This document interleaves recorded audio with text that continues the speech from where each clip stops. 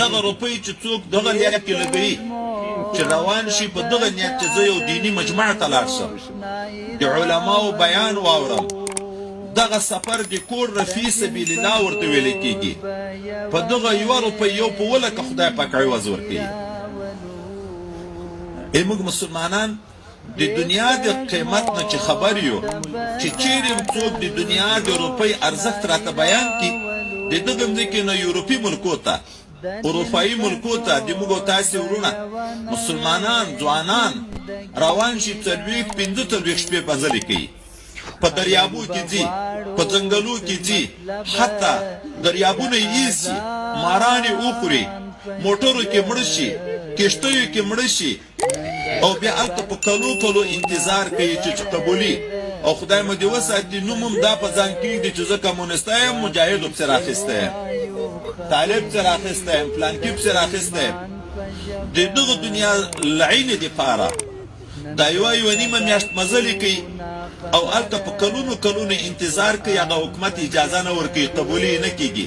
خو ځان ستړی نه بولي ولې د دنیا ګټې په امید باندې چې دغه ځای روپۍ 180 روپۍ د کالدارې د پاکستان په جوړیږي نو زه دلته په ورځ کې څومره روپۍ ګټم خو دا چې یو مجاهد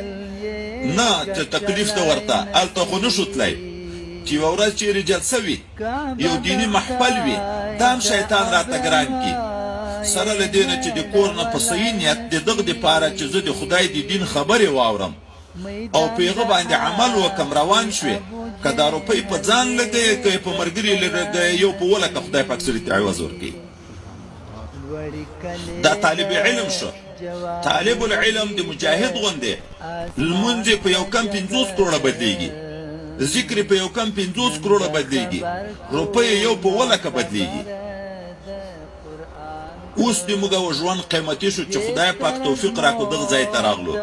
اوس مو روپۍ قیمتي شوې چې الله یې بیا په قیامت کې یو په ولکه عوض راکړي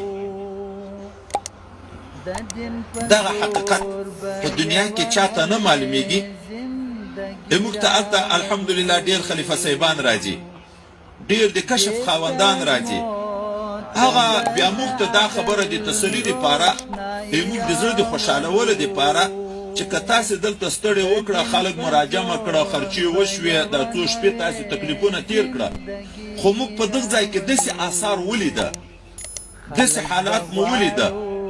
چې هغه حالات که په عربونو روپۍ څوک په ولګوي نو دا هېڅ دي نو دا خدای پاک په موږ او تاسې خصوصي فرضونه وکړه چې اجمې په شپه یې سره یو ځای کړو